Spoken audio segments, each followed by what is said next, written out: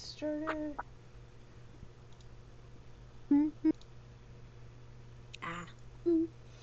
Alright, that says we're live. Oh, shit. Oh, shit. Let's see. Can we check this? Questions. Save time. Oh. Okay, chat showed up on screen, so we're good. Oh.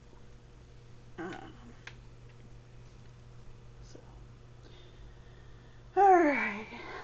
So, Mm-hmm. we're gonna start with the good things. Kind of make this a shit sandwich, right? I mean, shit sandwiches are sometimes delightful depending on who or what you are. It doesn't always have to be like a bad thing. Alright. So, we have an opportunity to start interviewing some artists. And we're thinking about bringing those interviews on stream and eventually onto YouTube, correct? That is my understanding? Yes. Okay. Yes, because if anything, like, just take small snippets of stuff, because I think we can only post, like, minute-long shorts It's right now. 90 seconds. Okay, so a minute and a half, even still. Yeah. Um, But, like, the full interview would then be put up onto YouTube. Oh, Yeah. yes. The full thing on YouTube while a snapshot in shorts. Because I want to utilize YouTube as much as possible. Again, trying to use the platforms we have available to us. Right. And we wanted to bring it here for people to, like, find out about it before we started doing it, because we want it to kind of get a gauge on, like, interest of such, and then kind of get feedback as to, like, what questions would you ask an artist if you could actually have the opportunity to sit down and talk to them, right? So JoJo has a few suggestions, and do you want to go through them?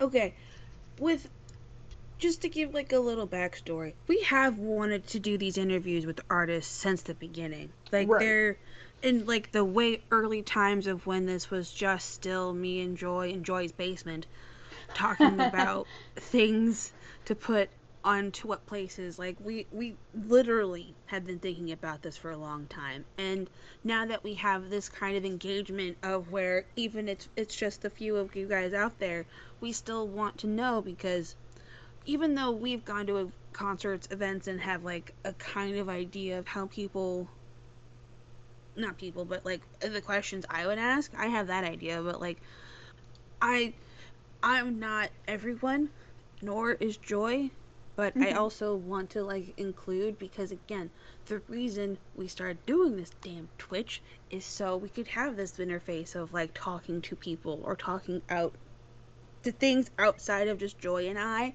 Because again, we've listened to ourselves talk for 5 years, so like it's time that we like branch out a little bit more, and like we have a really good opportunity coming up, as Joy said, to not only interview a local music producer himself, but also potentially have access to other individuals out there, and then with a few individuals that I know personally and some people that Joy know personally, like there is a lot of things out here that, well, not things, but there are a lot of individuals out here in the Omaha space that could potentially just, come hang out with us for an hour, if that, because that's a long time to talk to someone.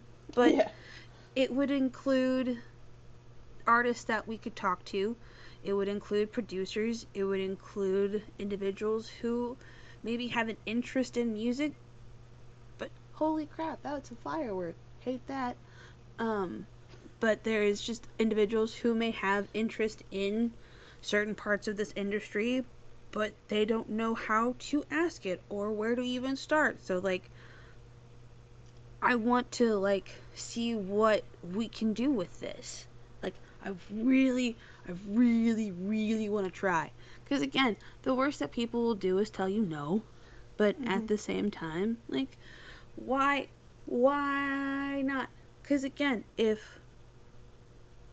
there's an interest, we can still put it out there. Because we're not trying to be like the podcast bros. I don't think we have that much arrogance for one. We both have egos, that's for sure. But I wouldn't say we're arrogant. I don't think we I angry both, yes, but I can't ego, yes.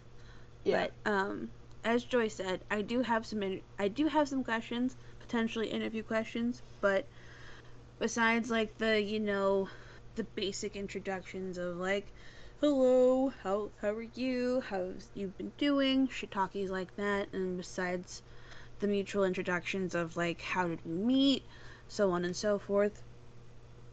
Like I want to be asking artists like current projects, what has been their biggest goals, is there any people that they want to collab with, like, and just with like these start off questions, I know that like in the interview process, you're able to think more on the spot about who an individual could be just based off of like that one on one interaction and like I that stuff. So like, but it's also talking with Joy of like if this would be something of like we do in person kind of a thing, or like we figure out how to do a big old Discord call without talking over each other, because that's also a difficult thing to do. Right. Because Um. we all remember 2020, Right. but My thing is I think that kind of depends on who we're trying to talk to. Um. oh, for sure, for Because sure, if they're here in Omaha, we not could probably do something that is like in yeah, person. not everyone's local. But if we end up talking to someone who's not local and they're not going to be in the Omaha area when we're trying to talk to them, I could see doing uh, a call setup and Mhm, do it that way. So mhm, I think it just kind of depends on who we're trying to work with. Um, mhm. so okay. Do you want to go ahead with the questions, and that might jumpstart kind of people's thoughts into what they would ask people if they had a chance. Well, I just kind of was because like Well, as like you or have what? a list, and that's why it was like Well, I know do that's what I was saying of like, what are their current topics? Like, how long have you been doing this? Stuff like that. So like, mm-hmm, I was because like there's also other questions of like, what made you if you were to go to any event, local or afar, what event would you go to? Like, who was your biggest inspirations? Like, was there anyone that decided not anyone was there anyone in your life that was like the biggest inspiration for you to keep doing or striving towards your goals? mm-hmm. Um, have you ever performed live? Um, uh, uh, was this always something that you wanted to do with your life? Was this always the goal for yourself? Or was this just a side hobby that ended up turning into like a big passion? Because Mm-hmm. I've known some people to have done that of where like they picked up producing in like just a hobby-esque fashion and then lo and behold a couple years later they're performing, not like big things, but just like it just takes the small amount of just like I think I can do this and then they do. So like but what I'm curious as to like how people get to that point of is this going to be like your full-time job? Can this be your full-time job? Like do you feel like you have enough gumption to like see this through to the end? Cuz I my favorite part about interview process is learning about another individual and just seeing what their journey has taken, or where their journey has taken them, Mhm. what led them to these points, like, because everyone has like a leaping off point, so to speak. Like, not every hobby is just like picked up and you're like, oh, I like to bounce sticks with balls, shit like that. But at the same time, like, you also just don't pick up woodworking one day because you're like, oh, I want to build a box of for planters, because not everyone knows how not to smash their thumb with a hammer. Right. So, like, what inspired you to be like, I want to pursue music production? Or like, even with us, like, would we, because in the beginning times we also talked about like what what individually drove us into this kind of a thing, because like, not like we would interview each other, but that would also be kind of like a, what what questions if we could ask our old selves, Mhm. or like the selves that were just starting this project, of like, what did you see this happening in 5 years? Because like, I don't think this was not on our 5 year plan, not anywhere close. I remember looking at the 5, the 8, the 10, 15, 20 year plan you mocked up Yeah. several years ago, and none of this was on there. The Twitch was on there Yeah. because you wanted to do the Twitch for a long time. The YouTube was on there for a long time. So like, the small components that we have, those are out there. But the things that we had thought in like the beginning times have not come to fruition, but not in like the worst ways. Mhm. I feel like we're way more grounded in our ideals now, more than we were Mhm. when the idea first started. Like, I think even when like we were doing the rebranding, we really didn't know who we were. Or Mhm. I put rebranding in air quotes, obviously, because we didn't really rebrand. Right. It was But just like,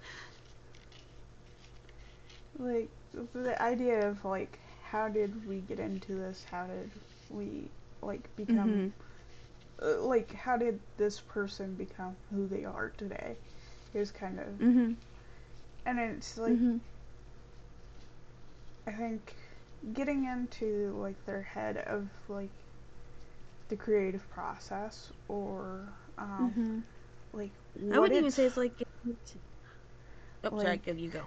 yeah of like or what they have to go through for performing live or because that's a lot of work to do and like the what goes on with Do they even touring. like to performing live? Yeah. Like, do they even like the aspect? Do they would they rather just be like a SoundCloud artist? Like, Yeah. you don't get into entertainment because you don't want to be seen. Like, you get into entertainment because you want people to notice you. I've learned to understand that. We all, somewhere inside all of us in the entertainment district scene, just wants to be noticed by someone. Right. So I think kind of where it is like we kind of want you guys to think about it, um, and we'll kind of come back to it. And if something comes through, Mhm. just drop it in chat, and we'll pick it up at the end after we kind of get like into the big meat of what this is, because literally the title is "When the Industry is on Fire, How Do We Build Better Experiences?" And people are like, "What the Mhm. fuck are you talking about?" Right? um, Well, because I'm not gonna be able to like talk much about the burning entertainment system, because that's just, again, I have not had the time or space to look into this stuff. It's just right. not what I've had accessibility to. Yeah. But I will also say, like, it's very difficult not to see how the entertainment system has just literally been a part of everything, like pop culture, social media, interfaces of social media apps. Like, you couldn't look any other street corner and not see something about the World Cup. There was like, when I was in Kansas City, because again, Kansas City hosted FIFA. Um, the like the tram. the tram seats had individual sponsors or individual um, soccer players. They had um, like FIFA based wall art on buildings. Like it it saturated the fucking market Mhm. for I mean it still is cuz like we're in like the residual waves of it cuz Mhm. like as you and I saw at the Lego store last weekend was they're still selling the fucking FIFA World Cup Lego set, and we went to the Adidas store and and there's still those little mini World Cup balls. So like, Mhm. it's not gonna go anywhere, and especially since FIFA's going to be, or you said women's football is going to be potentially leading into that next year. Like that whole thing is just going to resurge everything. So like, Right. it's not going to leave our hemisphere any fucking time soon, and it's just going to oversaturate the market again, and then Mhm.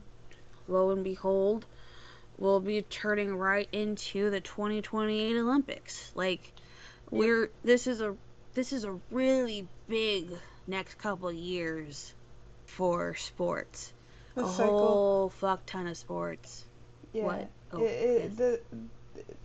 So like you have the FIFA World Cups and then you have the Olympics and then it's like these are all things that only happen every 4 years for these major events, right? But the way that Mm-hmm. they're structured, they at least one of them is happening every year, practically. Um, so it's like you kind of don't get a break from them, Mm-hmm. and that's not necessarily a bad thing. It means that these athletes can continue to do what they love to do. Um, but I guess what's leading into what we're actually talking about. Last week, or last stream, sorry, it was Monday. Um, we were asked Yes. about what's going on with like Live Nation. Um, so, and FIFA's situation has gone up in flames over the last week. So those are what we're going to talk about tonight. Um, so we're going to kind of be careful because I understand that people are very passionate about football and soccer, however you want to say it. Um, I'm not saying that FIFA's bad or anything. I genuinely think what is happening with them is important to pay attention to. So, we're going to start with um, Live Nation. Questions around consolidation in live entertainment, and then FIFA and the controversy surrounding its proposed relationship with private equity. Um, and before we get into those, we're going to be very clear that we're going to separate what we know, what has been reported, and then what we Mm-hmm. personally think. Okay? These are not official statements of like we absolutely know our shit. Okay, this is just how it lands with us as people who are trying to come into this industry and build something new. Mm-hmm. Okay. Um, so with that, let's start with Live Nation. Um, there have been multiple legal actions and regulatory discussions involving Live Nation and related businesses, and they don't all concern exactly the same allegations or issues. Um, so when we're talking about this, I'm talking about the broader questions around market concentration and Live Nation's position in the live entertainment ecosystem. I personally don't think a healthy entertainment industry should become so concentrated that one company or one interconnected group of companies has an enormous amount of influence over multiple parts of the experience. That's my opinion. I'm not saying that every individual action by Live Nation is automatically wrong. I'm just saying that the concentration itself deserves scrutiny. When you look at the live entertainment ecosystem, there are multiple pieces involved: artists, promoters, venues, ticketing, fans. And when a single corporate ecosystem has significant involvement across multiple parts of that chain, I think it's reasonable to ask whether there is enough competition. A competitive market is a healthy market. It's something that I have stated Impact Stay because I'm my clan's market management person, and I think it applies here too. Competition doesn't guarantee that every company is going to behave perfectly, but competition gives consumers and businesses alternatives, and alternatives matter. There are ongoing legal and regulatory questions about whether Live Nation's market position is anti-competitive. Those are questions that regulators and courts are better positioned to answer than I am. For me, the question isn't just, is this company big? The question is, what happens when consumers don't have meaningful alternatives? What happens to ticket prices? What happens to fees? What happens to artists who want to tour? What happens to smaller promoters? What happens to independent venues? And ultimately, what happens to the fan experience? This matters to me because Global Ruckus is trying to build something in the industry, and we don't want to build an ecosystem where the audience is just a revenue source. We want to build an ecosystem where the audience, artists, vendors, and communities all have a reason to be there. Okay?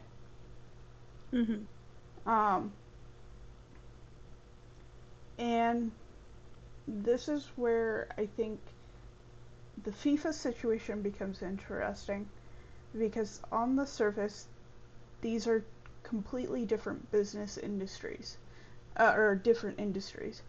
Live entertainment and international football. But underneath, I think they raise a similar question. Who is the organization ultimately supposed to serve? And what happens when financial interest becomes powerful enough to influence the structure of the organization itself? Okay, so this is my understanding of what's happening. FIFA is proposing a structure that would involve selling a stake in part of its commercial operations to a private equity firm. The reported proposal involves approximately 20% of the relevant commercial entity going to a private equity investor. Yeah. There are just for like dumb people, what's a private what's the word you just said? Private equity firms are groups of investors, and these investors can also be retirement funds that buy up portions of companies in order to improve the financial gains of their investors. So essentially, they provide funding to a company in exchange for a control of shares in the company. Gross. And typically it comes with like voting rights with what the business does, sometimes a seat at the board and stuff like that. Okay. Mhm. Um, so it's usually a group of individuals under one title so that they improve um, their ability to make decisions effectively. Um, and that's a very rough understanding of that. Um, Mhm.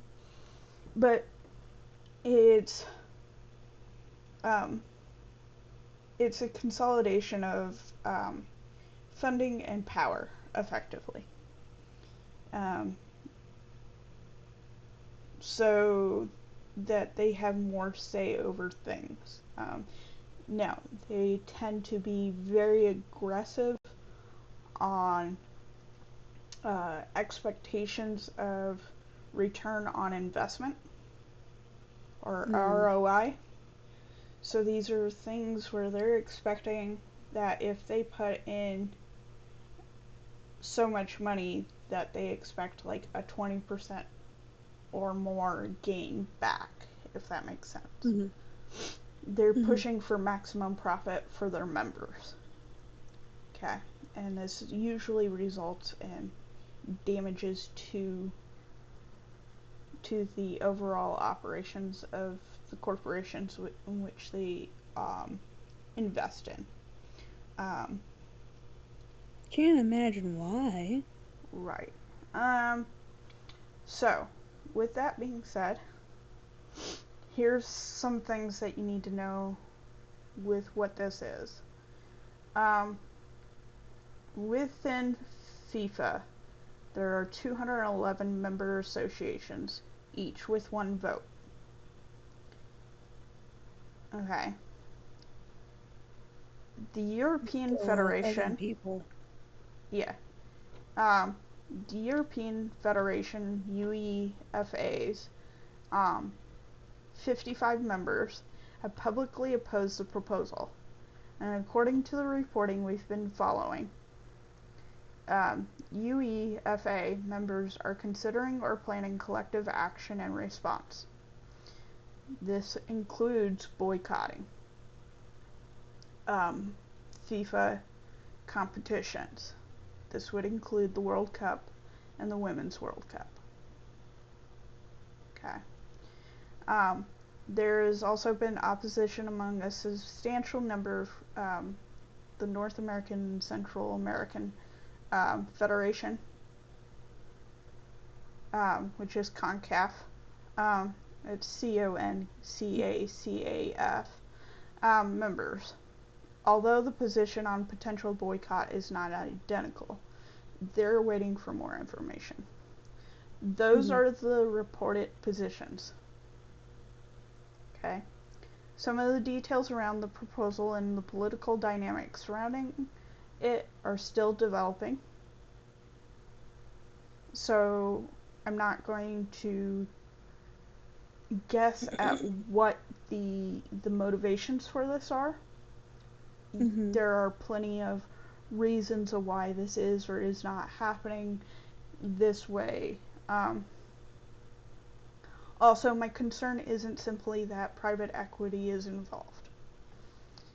My concern is what happens when you introduce an investment structure whose purpose is ultimately to generate financial returns into an organization that has historically described itself as serving the global development of football. Mhm.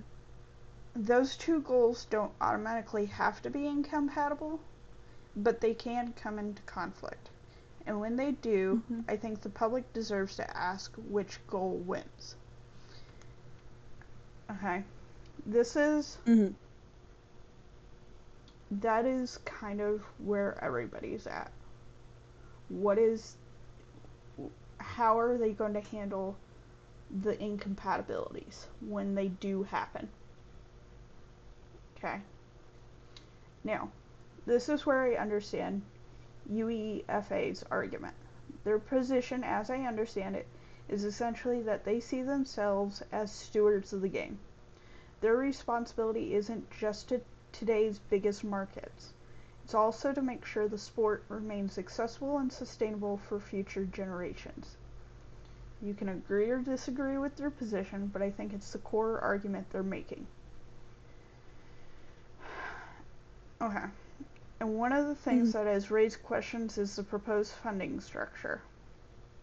The figures being discussed include a $20 million in upfront funding and $40 million in total funding for each federation under the proposal.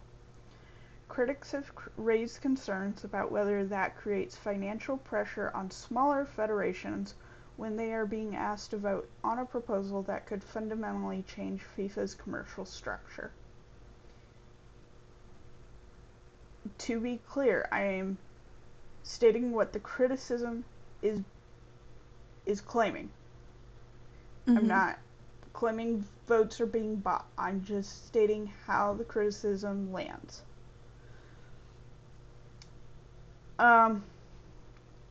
Personally, I think it's fair to ask whether a voting system is truly independent when the financial consequences of saying yes or no are dramatically different for different members. There's another question I think is worth asking, and that's timing. The proposal is coming after the Men's World Cup, hosted across the United States, Canada, and Mexico, and ahead of the next Women's World Cup in Brazil. Some people have questioned whether that timing is strategically significant. I don't know that, and I don't think we should assume the motives that we cannot prove. But I do think it's reasonable to ask why this is being pursued at this particular moment. I don't know the answer, but I think it's reasonable to ask the question. And this is where potential consequences become very real for fans. UEFA includes some of the most historically successful women national teams in the world: Spain, England, Germany, and Norway. If UEFA members were to actually boycott FIFA competitions, that could dramatically change the competitive landscape of the next Women's World Cup. And that's why this isn't just an abstract argument over corporate structure. These decisions can ultimately affect athletes, fans, and the competitions themselves. That's where I think this becomes particularly concerning, because the people who have the least control over the decisions are often the people who experience the consequences most directly. This is where my personal opinion is. I don't like the direction this appears to be going. I don't think that automatically means every person involved has bad intentions. I don't think private equity is inherently evil, and I don't think every organization that works with private investors is automatically compromised. However, I do think we should be extremely careful when financial structures are introduced into organizations whose stated purpose extends beyond simple maximizing profit. Because once those incentives are built into the structure, you have to ask what happens when financial interests and the organization's broader mission disagree. And that's the question I keep coming back to. So when I put Live Nation and FIFA next to each other, I'm not saying that they're the same situation. They're not. They're completely different organizations operating in completely different industries. But I think they raise a similar question. How much concentration is healthy? How much influence should financial interests have? And who ultimately gets a seat at the table when decisions are made? Because the people affected by these decisions aren't abstract. They're fans, they're artists, they're athletes, they're venues, they're smaller organizations, they're communities. And honestly, this is where I have to bring this back to Global Ruckus. Because it's easy to look at these massive organizations and think, what can we possibly do about any of this? The answer is not much. That's just reality. We can't control Live Nation. We can't control FIFA. We can't control what billion-dollar organizations decide to do. But we can control what we build. We can choose to create competition. We can choose to work with independent artists. We can choose to create opportunities for smaller creators. We can choose to make accessibility part of the design. We can choose to listen to our audience. We can choose to build an environment where people aren't just being sold something. They're actually participating in something, and maybe that's where I want to leave this. Because we can't control whether the biggest players in our industry make good decisions, but we can decide what company we want to be.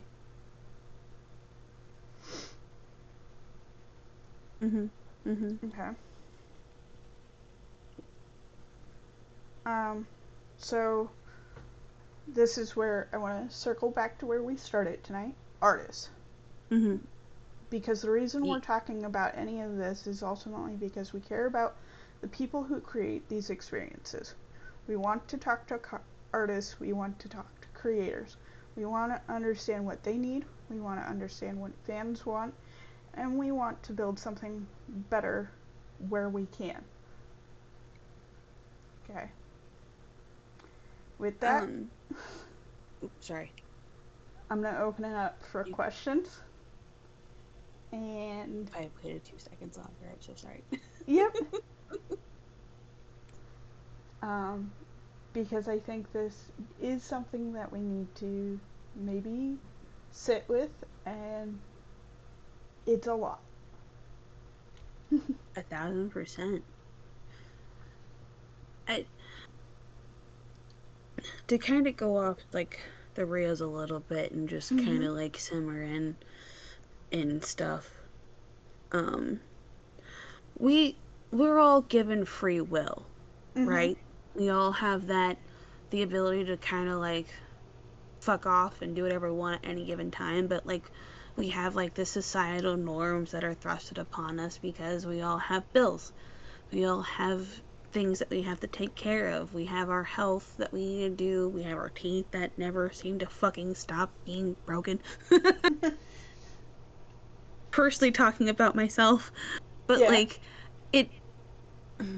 there's so many different things that impact an individual at any given time, and because we keep being NPCs in other people's lives, that it's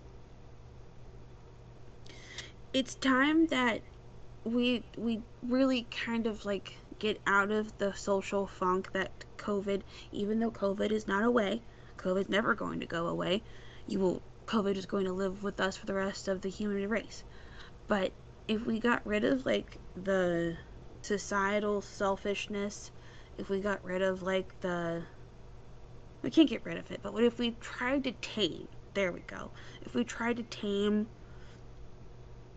that like social boundaries of not having compassion for one another and like actually start taking care of each other again, I think even if we start in like some of the weirdest places, in like our little corner, I think is one of those weird little places, because it's just the two of us here right now, but at the same time we've had a small impact for just it being the two of us. And I don't necessarily like talk about global ruckus all the time, but like anytime I whip out my fucking little clear plastic bag, I'm just like, look at me, I'm cool enough that I have my own LLC, let me talk to you about this shit. Like it's legitimately, I do try to be like a little pompous about it sometimes if people do ask, but it's very, very, very rare, aka one person asked. But like I want to use our platform to be able to care about people again and create a dynamic with other individuals to where even if I'm not trying to be besties. I'm not cool like that. But I can bring people into my community, you Mhm. know? Like, there is something that I learned in a past life of mine of if you're eating good, the people who you have in your life you should be able to, if you can, bring them to your table so no one is eating without. Mhm. It's not the best food in the world, but it's the gratitude in which you're like, I have enough to share with all of my people, and then in continuum they also share what they have, even if it's not the same level. Because like I can see good things. I can see a lot of good things coming from us just showcasing voices, you Mhm. know, showcasing talent, being a part of just like that small little cheerleading of like, yes, this person is doing great. This person should be showcased because it just takes someone giving a chance to someone else. And like, if we have that opportunity, why shouldn't we? Why can't we use our free will? Why can't we why can't we provide that space, Mhm. you know? To like, yeah, free will. Crazy thing. But like I genuinely think if we put our mastermind heads together, we could do some serious damage slowly but surely. Yeah. And my name isn't Shirley.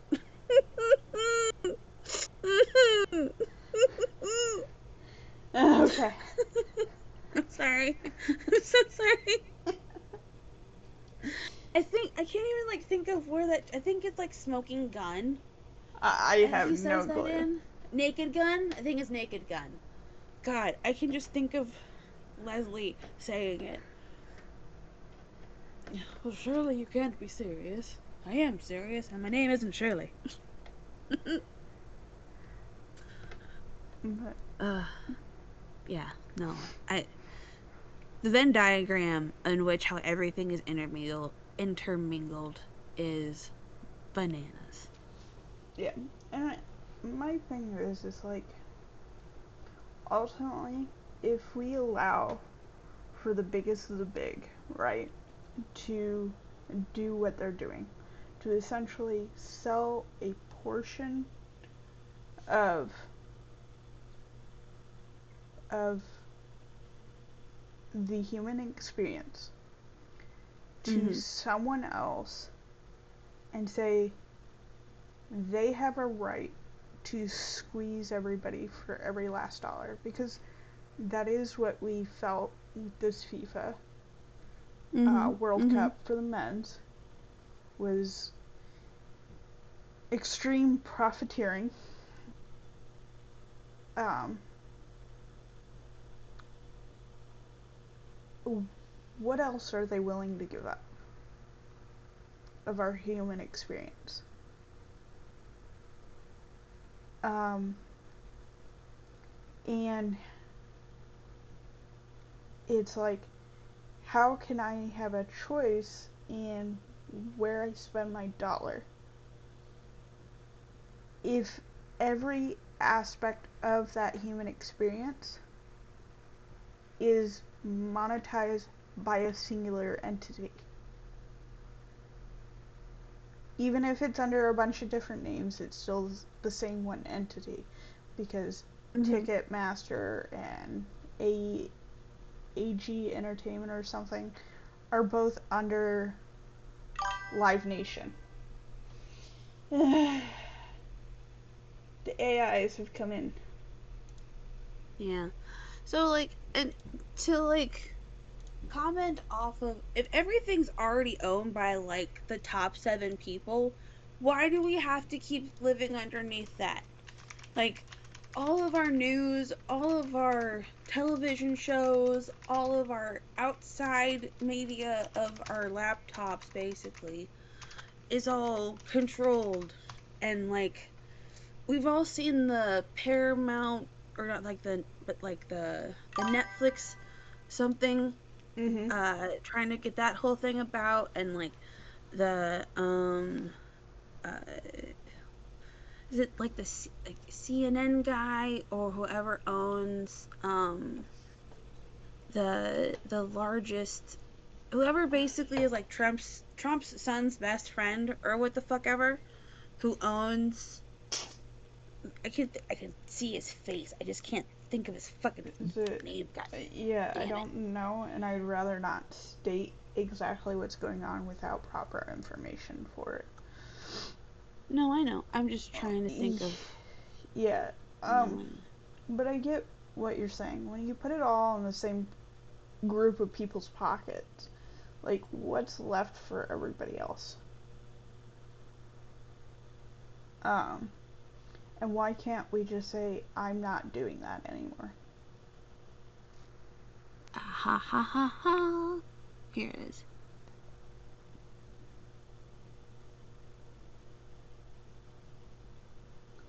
Paramount Skydance. There Okay, we are. yeah. Got it. I knew it was Paramount something. So, yes. I don't know enough about it to be able to be like, oh, this is what's going on. No, you're good. If anything, I would definitely look into it because it is uh it's a good thing to keep up on. Yeah. But Um, yeah, no. but like, I understand this sounds like we're complaining. We're not necessarily complaining. We're asking, why does it have to be No. this way? Mhm. Why can't we do it differently? What's really Mhm. stopping us from doing that? Mhm. Um, and so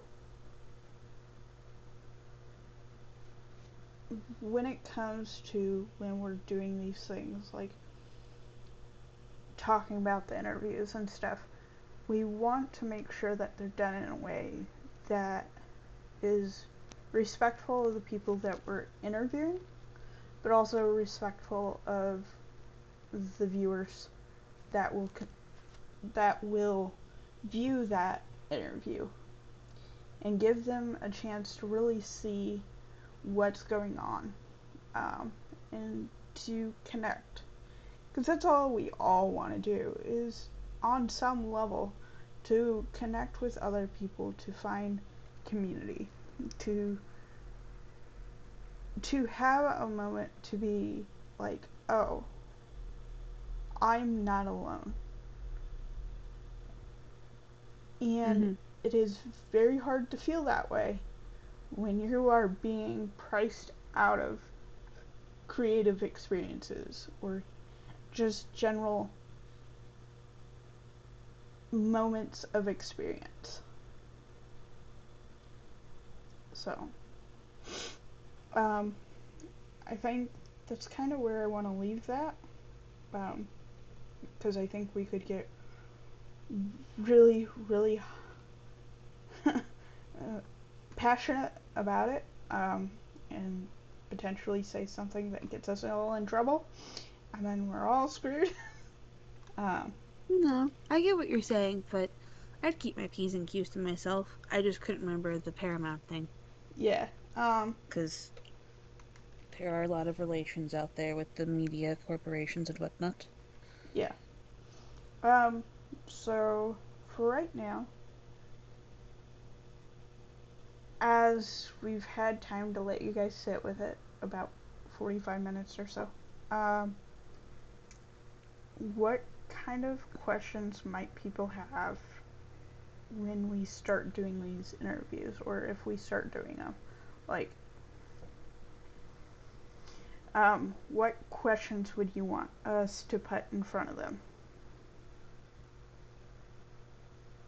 Um, and maybe you don't have it here for chat today, and that's cool. Um, but I think it would be probably worthwhile to present that question on our Facebook and her Instagram, and you can always drop something there. Um, just as a, um, this would be interesting to know about. Can you ask them about this? And maybe we do that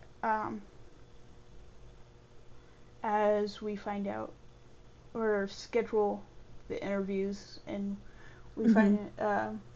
kind of figure out who we're going to have on for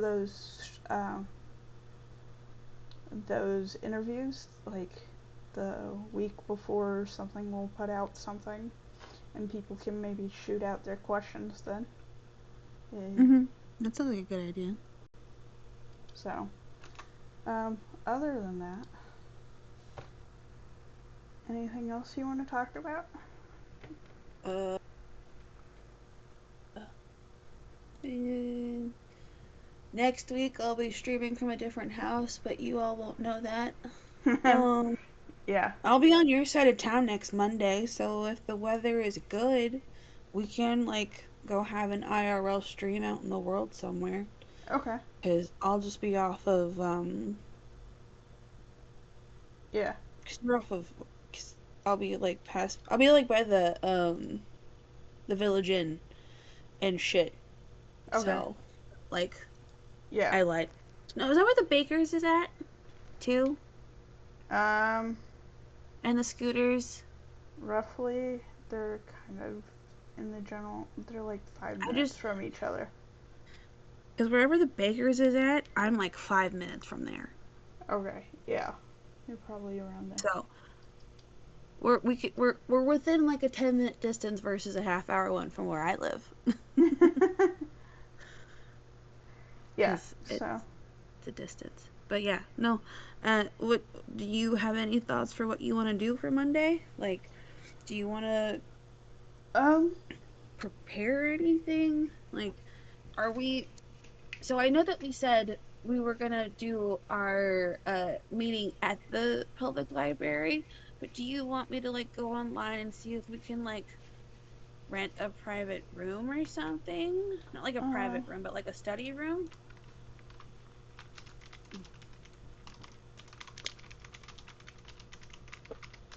let me just Or look that did up you start? right now. Okay, never mind. Uh, Your computer's a lot faster than mine is.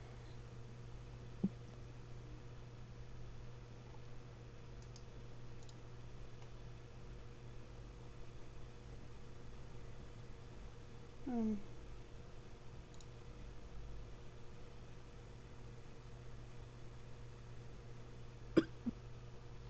trying to figure out what the fuck they got going on.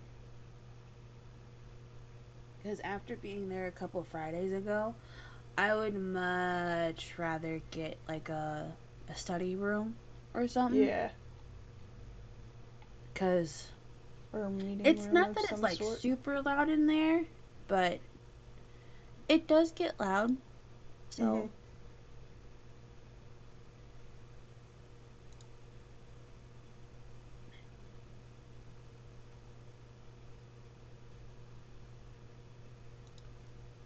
See.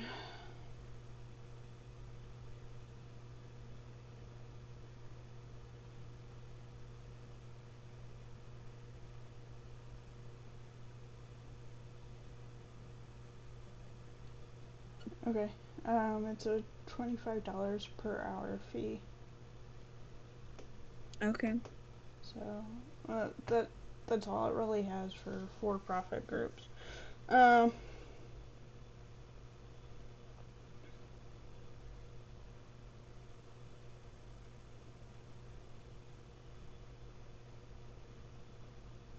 uh,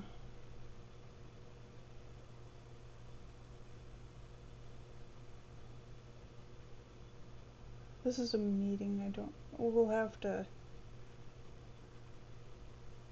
It's like ongoing business operations. I don't think, or and then sales presentations or commercial promotions, including soliciting for future sales. Um, Huh? Rooms may not be reserved for the following purposes: private events unless scheduled through the OPL events team at Central Library. Activities Yeah. involving alcohol, that makes sense. Fundraising unless Yeah. library sponsored. Yeah. Again, that makes sense. Sales presentations or commercial promotions, including soliciting for future sales. Ongoing business operations. Any activity that disrupts OPL operations, impedes other visitors' use of OPL services, or poses an unreasonable risk to OPL staff, visitors, or property. I don't think. So I don't think so, just because we're not doing any sales of any kind. No, we're just And like, meeting somebody. To yeah.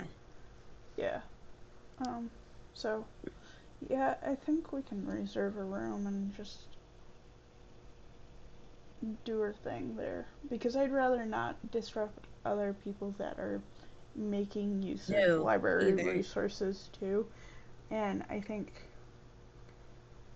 with what, Especially if if we get loud or anything. Not that we would, but yeah, it's three people having a conversation. Three people can get loud. yeah. So I think go ahead and see if we can't reserve a room. Um. So okay. Um. As far as Monday goes, yeah, if we want to go explore something, I'm out for that. I'm not sure what we want to do exactly. Oh, and I have no idea either. I'm just saying of like starting Monday, I'll be over on that side of town. Yeah. So, Um, we'll talk about it over the weekend. okay. All right, So, cool. yeah. Cool fiends. Alright. We'll talk to everybody later, and just give us a shout if you've got something for questions that you want answered, when it comes to our interviews and stuff. Mm-hmm. Alright. Bye. Bye.